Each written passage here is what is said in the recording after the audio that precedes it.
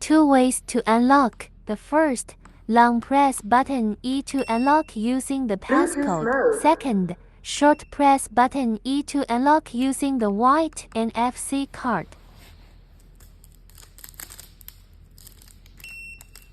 Pressing button 2 changes acceleration level. Eco Pro is lowest, Sport is highest. Press button 3. You can check some vehicle conditions such as voltage, faults.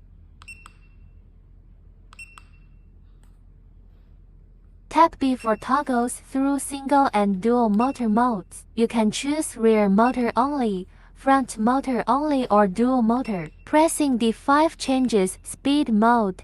This determines top speed 1 being the slowest, 3 fastest. How to enter parameters menu. Press button 3 and button 5 at the same time to P setting or through app setting. Please check the other manual to see how to download the app. You can cycle 12 parameters using D5 as addition and B4 as subtraction. Press and hold M3 and D5 to exit parameters and go back to home screen.